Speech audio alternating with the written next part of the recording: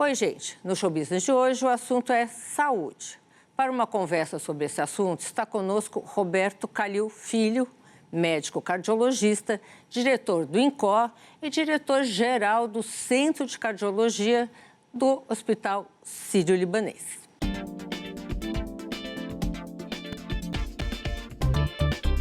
Ele é presidente do Conselho Diretor do Instituto do Coração, o INCOR. Também é diretor-geral do Centro de Cardiologia do Hospital Sírio-Libanês e professor titular da Faculdade de Medicina da USP. Vamos falar agora com o médico Roberto Calil Filho. Boa noite, Roberto. Boa noite. Bem-vindo ao Show Business. Obrigado. Prazer Obrigada estar aqui. pelo seu tempo. Obrigado. Fiquei sabendo que você tem saído a 1h da manhã do hospital quase todos os dias. Trabalho pesado nesses tempos, né? Sem dúvida. Porque as pessoas esquecem que não existe só Covid no mundo, né? Isso. Todas as outras infecções e as consequências da Covid. Eu vou começar com uma pergunta simples. Não temos mais que ter medo dessa Omicron, porque ela, teoricamente, traria menos danos que as outras variantes? Não, e tem que ter medo sim. Covid você tem que ter medo, né? Não é apavorando a população, mas a Omicron, a variante Omicron, ela agride também. Então, vou te dar um exemplo, quer dizer, mais de 90% das contaminações atualmente provavelmente são da variante Omicron. E estão morrendo quase 1.000 pessoas por dia nesse país. Então, continua uma tragédia, continuamos no meio de uma pandemia.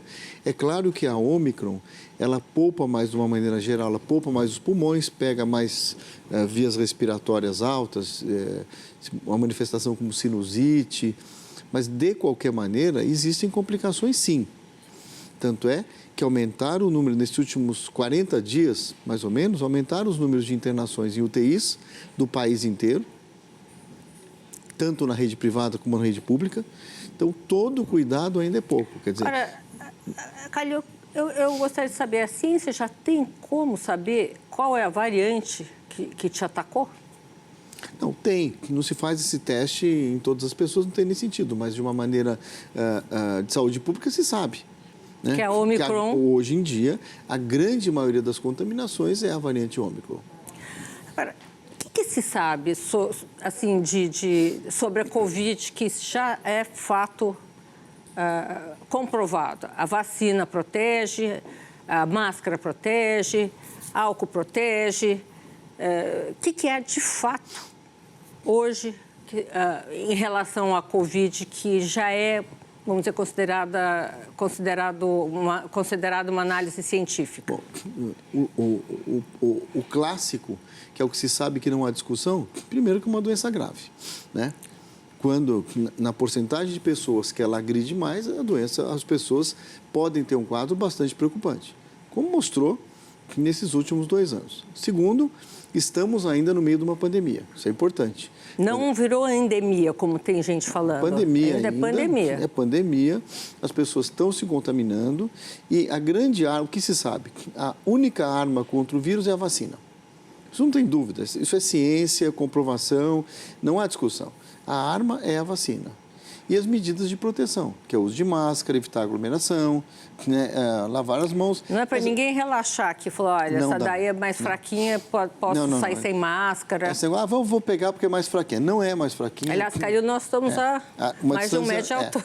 Então, assim, é Covid. Né? E tem, bom, veja, as internações em UTI estão aumentando.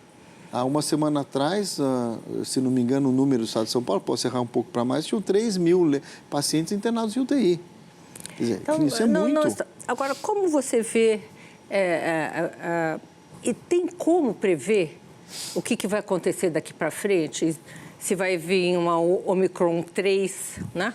Já veio a 2, né? Se vai ter uma outra letra do alfabeto grego, já outra variante. As pessoas têm que conviver com o imponderável, é isso? Não, o que se espera, nós estamos agora no pico dessa contaminação e isso deve cair no mês de fevereiro, quer dizer, estatisticamente ou mesmo nas curvas estudadas, ela deve começar a cair. associado ao fato que nós temos mais de 70% da população imunizada. Então, as pessoas, a maioria tomou a segunda dose, está tomando a terceira dose. Você vai falar, bom, ela protege totalmente contra a Ômicron? Não, mas ela atenua os sintomas, atenua a gravidade da doença. Isso já está provado então, também, aí né? vai vir a quarta dose, que a proteção é muito maior. E o que vai acontecer quando sair da pandemia?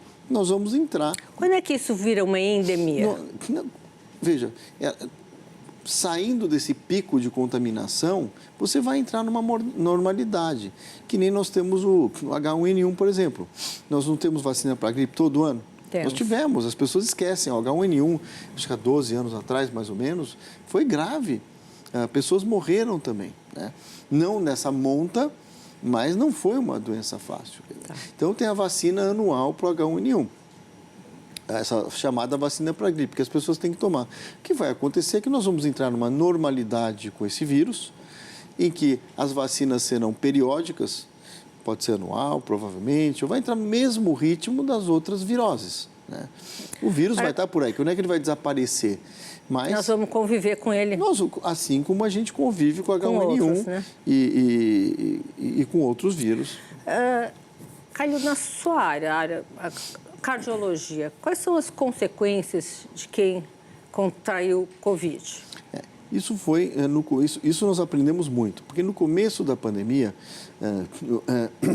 é uma doença predominantemente pulmonar. Mas se viu logo, mesmo em Wuhan, os primeiros casos, 7% das mortes eram por miocardite, que é a agressão do vírus direto no coração. Tá. E o sistema cardiovascular foi muito agredido pelo vírus também. Então, complicações sérias. O vírus, ele agrediu o coração, como qualquer virose, mas a Covid foi de uma maneira muito agressiva, diretamente no músculo do coração, causando uma coisa chamada miocardite, que é uma doença séria. Agora, como é que a pessoa sabe que contraiu uma miocardite, por exemplo? Não, no caso dessas, vai ter alterações de exame. Os pacientes graves em UTI, obviamente, a monitorização mostrou as consequências de um paciente grave internado em UTI, até infarto, né? Então, tiveram pacientes que infartaram, que tiveram acidente vascular cerebral. O que você aconselha a quem teve Covid? Que tipo de exame você faz depois? Então, dependendo da gravidade, nós estamos enfrentando outra situação também. A síndrome chamada síndrome pós-Covid. Então, o Covid deixa consequências. Dependendo da gravidade que você foi acometido, ou mesmo não, dependendo da situação. Então, tem alterações de memória, alteração da cognição. Então, é muito comum uma pessoa que teve Covid estar com sede. Então, está com sede, vou na cozinha pegar um copo d'água. Chega na cozinha, esquece o que foi fazer. É muito comum isso. Atinge a memória direto? Atinge a memória direto, a cognição. Então, depende, a resposta é individual. Então, isso é muito importante. Atinge o sistema motor, pessoas que ficaram com sequelas motoras de não conseguir andar, de alteração muscular. Estamos falando da síndrome pós-Covid. Pessoas com insuficiência renal e agredindo o coração também diretamente. Agora, existe a possibilidade de alguém assintomático, teve Covid e não teve sintomas, ter alguma desse tipo de consequência? Existe a possibilidade, mas as formas mais leves, provavelmente, você não tem esse tipo de síndrome pós-Covid mais grave. São mais as formas graves.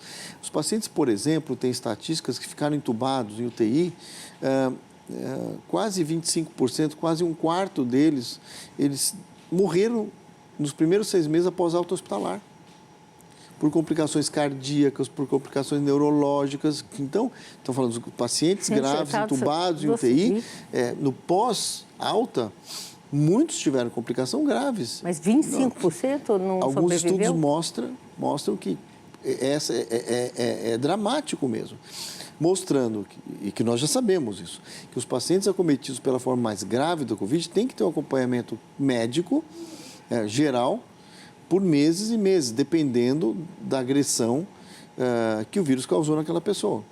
Então não é uma doença simples, né? Você achava que era primeiro só pulmonar, depois que se viu que era uma tragédia do acometimento pulmonar, e acomete, é uma doença sistêmica. Isso não tem dúvida nenhuma. Eu quero me aprofundar nesse assunto no próximo bloco.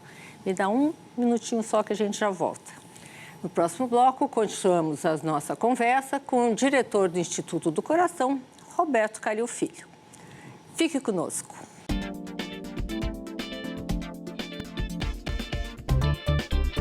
Voltamos com o nosso entrevistado, o diretor clínico do Instituto do Coração, Roberto Calil Filho. Roberto, estamos conversando no outro bloco sobre esses movimentos anti-vacina. Isso é uma novidade, isso sempre existiu.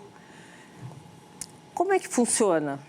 O que vai na cabeça de alguém que é contra a vacina? Eu não sei o que vai na cabeça, mas esses movimentos, essas polêmicas sempre existiram com as vacinas. Quer dizer, não sou infectologista ou sanitarista, mas sou médico e participo de várias discussões, mas sempre existiu. Sempre teve aquelas notícias contra a vacina. Isso no já caso faz brasileiro, parte. No caso brasileiro, você acha que esse movimento anti-vacina afetou a população de alguma maneira ou a população foi se vacinar do mesmo jeito? Olha, é difícil falar. O que eu posso te dizer é que claramente o que tem acontecido, as autoridades sanitárias estão vacinando a população. O Ministério da Saúde está vacinando todo mundo. O Brasil, sempre eu gosto de falar, tem um sistema, a cultura do brasileiro é se vacinar. Então, isso já beneficia, no caso de uma pandemia. Essa fala do presidente Bolsonaro, anti-vacina, no começo, que, aliás, tem diminuído muito, ela afetou como os processos de vacinação? Não, essa é uma pergunta que você me faz, que eu respondo da seguinte maneira. O governo Bolsonaro, o ministro da Saúde atual, Marcelo Queiroga, tem vacinado a população, tem vacinado crianças, tem feito o papel dele. Ele está sendo desobediente? Não sei. O importante, veja, o importante, existe a política, mas o importante é que o governo faça o papel dele. E pelo que eu vejo, e que está claro, o Ministério tem disponibilizado vacina, tem vacinado a população, que é o que interessa. E como é que entra o SUS nessa história? O SUS é um sistema brilhante. O SUS é um sistema, eu sou fã do SUS, é um sistema que trata milhões, centenas de milhões de pessoas e provou na pandemia, quem salvou muitas vidas foi o Sistema Único de Saúde. Aonde, claro, que é um sistema que precisa de financiamento, é um sistema que foi subfinanciado nos últimos 15 anos. Então, não é este governo ou aquele. Os últimos governos, ou sei lá quanto, desde que eu sou médico, sempre a discussão, falta dinheiro para o SUS. Eu tenho 34 anos de medicina, eu acho, estou velho na medicina, mas é sempre assim, falta dinheiro para o SUS. Claro, é um sistema subfinanciado e precisa ser financiado. Melhor financiado. Falta a gerência... Surgiu verba para o SUS nessa Não, pandemia? as verbas aumentaram na pandemia, mas o problema é que uma das coisas, se é que houve coisa boa na pandemia, é o reconhecimento do Sistema Único de Saúde. Quer dizer, os médicos, os profissionais da saúde, mesmo que são mal pagos, na minha opinião, que não são reconhecidos muitas vezes, foi o grande herói de tudo, o Sistema Único de Saúde. Quando o SUS foi criado, na década de 1989, 88, por aí, a idade da população era outra, era uma população mais jovem. A população envelheceu, ainda bem. A vida média do brasileiro, ainda bem. Então, a medicina hoje é diferente da de 30 anos atrás. Era uma medicina de hoje é alta tecnologia, com a população envelhecida, é uma medicina cara. Então, o Sistema Único de Saúde, quer dizer, as autoridades, e mostrou durante a pandemia... O Brasil investe o suficiente? Não, muito aquém do que deveria. Os recursos são bem aproveitados? Veja, a minha visão é que o SUS aproveita quando tem os recursos, claro, mas o sistema é subfinanciado. Tem que se dar um jeito um dia de mudar a verba para a saúde desse país, entendeu? O SUS tem que receber muito mais verba. Se você vê o que o brasileiro recebe, se você contar por real em relação a outros países, o que é destinado à saúde é muito aquém do que deveria. Dá um exemplo fora do Brasil de um sistema que não funciona, sistema público, e de um que funciona. Os sistemas funcionam. Quer dizer, você tem sistema público na Europa, alguns países da Europa tem que funcionar, mas a verba é muito maior. Quer dizer, se eu botar quanto de dólar é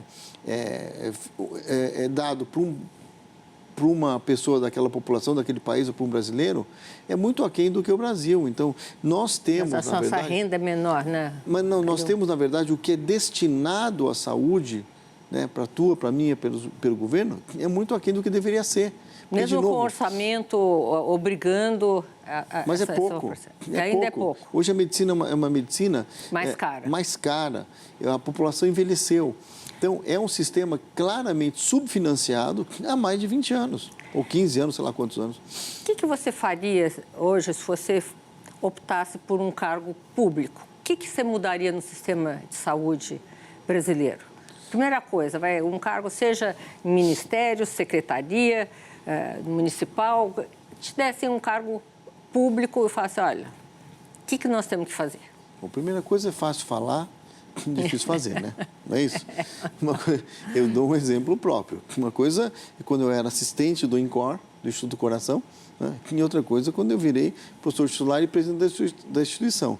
Quando você é assistente, você não tem cargo, é muito fácil. Você conseguiu que a instituição fosse muito bem. Mas veja, a duras penas, não é tão fácil assim. Quando você senta na cadeira assim, poxa, e agora? Né? Muito fácil quando você está fora. Então você fala para mim, mas se eu tivesse um cargo público, claro que eu ia querer mais verba para a saúde, para pagar melhor os profissionais da saúde, para a formação. O profissional da saúde tem que ter um plano de carreira para estimular, não é isso? Tem cidades brasileiras que não tem médico, estimular os médicos a irem para cidades mais carentes por falta de médico. Mas para esse estímulo, precisa ter... Qual a sua opinião sobre o mais médicos e menos médicos? Não, mais médicos foi ótimo. Quer dizer, as pessoas têm que ter médico. Então, o programa Mais Médicos foi muito bem. E agora essa fase menos médicos, que acabando esse programa, tem outro substituto? Não, veja, isso tem estudos para que tenham, né, mais médicos. O problema não é mais médicos, menos médicos. O problema é que a população tem que ter médico. Não dá para ter cidade sem médico. Como é que faz isso? Agora, sempre a discussão, claro, a concentração de médicos no país são nas regiões mais populosas, nas regiões que têm mais recurso, porque, na minha opinião, o profissional da saúde tem que ser bem pago e ter estímulo. Também não adianta você ter um salário bom e um médico recém-formado, ele tem que ter estímulo de carreira para ir numa cidade no extremo norte do país, no extremo, sei lá, numa região mais carente, eu diria. Então, que tipo de estímulo? Eu fico pensando. Uma carreira, você vai ficar tantos anos aqui, depois você tem uma ele tem que ter um estímulo, carreira, ensino, estudo, oferecer de uma maneira, dá para fazer isso. Agora, isso é um plano teórico. Então, você precisa ter mais verba, os profissionais da saúde precisam ganhar mais, o SUS precisa ter mais verba para aparelhar os seus hospitais ou suas unidades, porque na pandemia se mostrou onde o SUS era mais bem aparelhado, a mortalidade foi menor. Isso é claro, né? Então, essa é uma discussão que existe desde que eu me formei, eu da Faculdade de Medicina. E ainda, quer dizer, são 40 anos aí, ou mais, que pelo menos eu entrei na Faculdade de Medicina, e é a mesma discussão. É o sistema subfinanciado, falta verba, e não se faz nada. Mas veja, não se faz nada... Você vai falar por incompetência, porque é difícil, mas veja, algum dia tem que chegar a uma conclusão que o seu orçamento tem que mudar, mais dinheiro para a saúde, os profissionais da saúde serem mais reconhecidos. Conta um pouquinho da sua experiência no INCOR. Você entrou no INCOR, ele é bastante deficitário, você viu aquele problema, como é que você se mexeu ali dentro? Conta um pouquinho... História no INCOR. Eu estou no INCOR desde que... Quer dizer, eu fiz minha residência no INCOR, minha carreira toda. O INCOR é minha casa. E, sei lá, 35 anos estou no INCOR. E aí eu prestei um concurso titular, foi em 2011, e o professor titular, ele tem cargos administrativos. E o INCOR, à época, eu já estava numa fase de recuperação, mas com uma dívida grande. Tá. Então, eu tive que, obviamente, pedir ajuda, né? Trabalhar bastante como você falou, com vários políticos, prefeitos, governadores, presidentes, o que for, para tentar recuperar. O INCOR é um órgão estadual, mas recebe também verba do sistema federal, do SUS. Então, foi difícil, porque era uma situação difícil. E não fui eu que resolvi. Tem uma equipe grande, né? O conselho do INCOR, com dezenas de pessoas que ajudaram nessa recuperação. E nós fomos a todos os políticos. Tudo que você pode imaginar, nós fizemos. Para quitar as dívidas, recurso, aparelhagem. Agora... Então, o que eu sinto é o seguinte, você fala, tem aquele conceito, desculpe o termo, político não faz nada. O político faz sim. Na minha opinião, faz. O político, que se fala, político não faz, não se faz. Quando você chega para um deputado, para um senador, para um governador, para um secretário, porque essa minha opinião, mostra o problema, né, de uma maneira real, né, e aponta algumas soluções, você tem ajuda sim. É muito fácil falar, ninguém faz nada. Não, faz sim. Quando você chega, mostra o problema, olha, esse problema é pertinente. Então, nós tivemos ajuda de todas as esferas que você pode imaginar para a recuperação do INCOR. Calil, você já teve vontade de ter cargo público? Não. Para tentar? Não. Não. Sua missão? Assim, você vai me dizer, vontade você sempre tem. Eu gosto de política, né? Eu gosto de política, eu acompanho. Política de bastidor eu acompanho muito. Então, agora, a minha vida são meus pacientes, você sabe disso. A vida são meus pacientes, eu vivo 24 horas para os meus pacientes e para o INCOR, a instituição. Muitos médicos não fazem isso. Isso e o hospital, é muito o Sírio-Libanês, um hospital também que é minha casa, eu tenho 2 casas, e eu vivo 24 horas nesses hospitais. E tenho cargo administrativo mais forte, digamos, presidindo a instituição INCOR. Agora, você vai falar, um dia você vai entrar na política? Talvez, eu tenho vontade sim, né, de entrar na política. Nesse momento, eu não consigo, né, porque eu acho que o dia que eu aceitar um cargo, ou aceitar entrar numa eleição, qualquer coisa assim, acabou, obviamente, a atenção aos pacientes. Então, essa escolha vai ser muito difícil. Então, eu tenho hoje 62 anos. Eu não pretendo morrer tão cedo, né? Mas eu acho que lá pelos 80, né? Que eu talvez não dê conta de ir numa emergência no pronto-socorro às 3 da manhã. Eu pretendo estar com a minha malinha 3 da manhã com 80 anos já, 90, vai. Aí talvez eu pense em entrar na política. Mas eu tenho vontade, sim. Eu vou continuar esse assunto no próximo bloco. Vou só fazer um reparo aqui. Você falou que tinha 2 casas, né? E a sua própria casa? Nossa. Sua mulher não vai gostar. Eu vou perguntar, não. São 3. Um minutinho. No próximo bloco tem mais conversa com o diretor do Instituto do Coração, Roberto Calil Filho. Até já.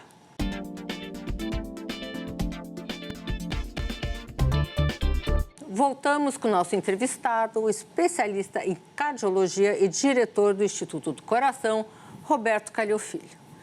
Roberto, vamos falar um pouquinho sobre a saúde das pessoas dessa Covid. Ninguém mais tem outros problemas, só Covid? As pessoas deixaram de fazer exames, de fazer check-ups. Como é que isso piorou ou melhorou, sei lá, o sistema? Paralelamente, na pandemia, as pessoas morrendo por Covid, muitas morreram por outras doenças, por falta de atendimento. Nos primeiros meses, no pronto-socorro do INCOR, por exemplo, e pronto-socorro de cardiologia do mundo inteiro, houve uma queda dos casos de infarto. Ora, por quê? Porque, resposta, estavam morrendo em casa. Porque as pessoas que não vinham para o hospital, pessoa com dor no peito não vinha para o hospital. Então, no mês de março de 2020, foi o pico, com medo de pegar, era um fantasma que estava no meio da rua, o Covid. Então, as pessoas deixaram de ir no médico, deixaram de fazer exames, abandonaram a quimioterapia. Isso foi uma tragédia tão ruim quanto a pandemia. Então, as pessoas... Isso voltou ao normal, não? Sim, voltou ao normal faz um ano. Depois da flexibilização, as pessoas começaram a procurar. Mas muitas doenças evoluíram por culpa dessa mentalidade, desse pavor do vírus. Então, as pessoas tinham dor no peito e ficavam em casa. Morriam em casa, infartados, ou chegavam em estado muito grave no hospital. Tem estatísticas disso, números, alguma coisa nesse sentido? No INCOR, eu não tenho estatística, mas o movimento caiu 60% do pronto-socorro de cardiologia ou mais na época, em março de 2020, naquela pânico máximo. Né? A pessoa panicava em casa, infartava tinha em casa dor no peito, e pronto. Não ligava para o médico, ficava ali, ou mesmo ligava para o médico, estou passando mal, venha ao pronto-socorro. Não vou porque eu vou morrer por causa do vírus. Então, as pessoas abandonaram o tratamento, abandonaram o acompanhamento médico e pessoas com doenças sérias, até quimioterapias.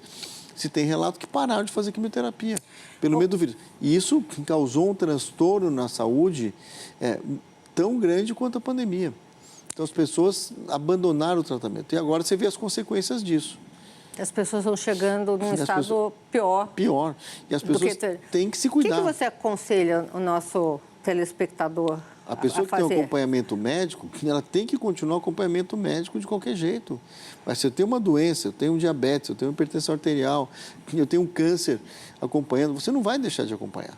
Tá. Você tem que acompanhar, porque o risco Mas de com, você... com os hospitais de novo lotados de Covid, você acha que pode acontecer um movimento desse tipo de Não, novo? eu acho que agora está numa fase que você tem mais controle, né, da situação. Mas mesmo à época, os hospitais tinham fluxos próprios. E o Covid, você não vai pegar no hospital, você pega em casa. Não é isso? Um amigo entra, vem da rua, ou um parente seu. Você pega em casa o Covid. Eu entrevistei nessa época vários empresários que fizeram lockdown nas suas empresas, mas mantiveram a unidade de produção com presença de pessoas físicas. Interessante foi que eles ficaram em casa, tipo porcentagem, proporção, ficaram mais doentes do que os que estavam indo trabalhar. Então, é tudo risco-benefício. Você não pode deixar de acompanhar, de ter o acompanhamento médico, de ir ao seu médico, de ser examinado. Claro que teve a telemedicina, ajudou muito, mas, veja... Calil, eu estou vendo aqui uma pergunta bastante interessante aqui nessa lista. Transplante com coração de porco geneticamente modificado. Pode ser a nova era na medicina? Isso vai provavelmente revolucionar o transplante. Porque o grande problema dos transplantes, no caso até do coração, e estendendo para outros transplantes, é doador. Você não tem doador. O número de doador, as pessoas não têm cultura de doar. Então, aproveite o seu programa... Por quê? Porque sempre tem... Medo? Primeiro que não se fala. No Brasil, a autorização de um transplante, como você perde um ente querido, é da família. E muitas vezes não se conversa esse assunto. Então, nós estamos conversando sobre qualquer coisa, mas a gente esquece de falar o seguinte: meu filho, o dia que eu falecer, por favor, lembre-se que eu quero doar meus órgãos. Porque é a vontade da pessoa antes de morrer ou durante a vida. Então, o importante é você falar com a sua família. É difícil você falar... Não, mas é importante você falar com a sua família. Eu quero ser doador o dia que eu morrer. Tá, e deixar isso por escrito. Por escrito não adianta. Tem legislação e tal, mas o mais importante... Quem decide se os órgãos... É a família? É a família. E depois... É a família. Não adianta ter na carteira de identidade, tem projetos, tipo, sou doador. Não adianta. Na hora é a família. Então, naquele momento de dor, se a família tiver claro que durante a vida você conversou algumas vezes sobre isso, ele vai falar, não, ele queria doar. Então, isso facilita muito. Porque isso vai salvar vidas. Quer dizer, uma pessoa... É muito difícil você, no momento de dor, doar o coração da pessoa que está ali do teu... Mas se você já conversou com essa pessoa e ele externou que ele queria ser o doador, né, fica muito mais fácil. Claro, é duro você perder... É diferente isso no Brasil, países latinos, países nórdicos... Tem outras regras, mas, de qualquer maneira, tem termo escrito, tem na carteira de motorista, sei lá, que é só o doador, mas no Brasil... O que vale a vontade da família. A família, ali na hora daquele desespero, daquela perda, daquele sofrimento, que é irreparável, mas, se você já conversa antes, né? Eu quero ser doador. Então, olha, ele queria doar os órgãos. É a vontade dele. Porque, na verdade, a doação é uma prolongação da sua vida. Você prolonga a sua sobrevida. Sobrevida no senso, sei lá, espiritual. Quer dizer, você doando os seus órgãos, você continua vivo, né? E você contribui para a sociedade. Ali você acredita em Deus? Claro que acredito. Eu acredito em uma força superior, que se chame de Deus, que se chame de universo. Claro que eu acredito. Você acredita, assim, em outras vidas, reencarnação? Eu acredito. Você como médico? Eu sou católico, mas eu acredito, né? Eu sempre acreditei que existem outras vidas, que você, sei lá, ninguém sabe como ninguém sabe as regras. Isso você acreditou sempre ou a sua prática na medicina? Não, eu sempre acreditei. Eu sempre acreditei. Você acha que o médico, né? Por que você se tornou médico? Eu acredito, na verdade, numa passagem. Nós estamos aqui não é por acaso. Eu acredito que você tem uma missão. Eu acredito que você tem o livre-arbítrio, assim que eu penso, né? E você está aqui de passagem. A maioria dos médicos não pensa assim, né? Não sei. Quando você se tornou, o que mudou nessa tua visão espiritual desde que você começou na medicina até agora? Não mudou nada, eu sempre acreditei nisso. Eu sempre acreditei que nada é por acaso. Claro que você reforça isso, né? Veja, alguém deve reger isso, eu não sei como funciona. Como é que se é você Deus, se o sente? universo. É porque, veja, como você vê, por que uma criança de 8 anos morre de um acidente, por que uma pessoa morre de um acidente ou de uma doença séria? E por quê? Se ela tinha décadas de vida pela frente. Qual é a regra? Entendeu? Não. Então, é difícil falar sobre isso, né? Calil, eu acredito que quem se dedica à medicina como você, as pessoas que se formam médicos, se tem essa dedicação que você tem, que é mesmo 24 horas, eu sou testemunha disso. Como é que se sente na hora que você vê um caso e que você sabe que você não vai poder ajudar? É triste. Quer dizer, eu mexo muito com emergência. Perder um paciente, um pedaço de mim vai embora. Então, como lidar com isso? É difícil, não é fácil. Mas você acostuma você tem que acostumar. Eu estava tentando saber se isso te levou a acreditar num ciclo de fatalidade ou não, eu de uma sempre criança de 8 acreditei. anos que morreu. Eu sempre acreditei, mas é quando você se apega numa religião, sou católico, mas quando você se apega que aquilo era a hora, sabe, que a pessoa cumpriu a missão, é claro que ameniza o sofrimento, né? Do médico, da família, todo mundo. Do porco que você estava falando. Caio, você é conhecido por fazer tudo possível, impossível e viável pelo paciente que está ali, você tratando ele. Você acha que prolongar a vida de um paciente que você sabe que não tem mais jeito, ele ficar numa máquina anos? Não, isso é difícil, é uma situação difícil, mas é caso a caso, né? Então, claro, você luta por salvar aquele doente, mas você tem um certo limite, né? Tá, você acha que existe esse limite? Porque... Tem, na medicina tem. É o que você falou, um paciente que não tem prognóstico, que está ali, quer dizer, sempre se conversa com as famílias. Sempre se conversa com um paciente grave, em UTI, que às vezes não tem prognóstico, se tentou tudo, fala, bom, vamos deixar descansar, porque... né, não... mas eu acho que aí, hoje, na medicina, você tem uma diferença. Onde é que você se tentou tudo? O que é tudo? Depende do caso. É caso a caso? Caso a caso. Senão, eu mexo muito melhor... com UTI. Caso a caso. Tem momentos que você chega para a família e a família menos pede, olha, realmente se tentou de tudo. Então, se acontecer qualquer tragédia, não vamos tomar nenhuma atitude heróica. Isso é conversado com a família.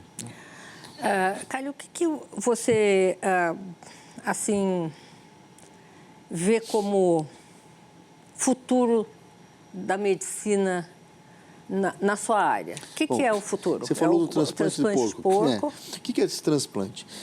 Como falei, as famílias não têm cultura de doar.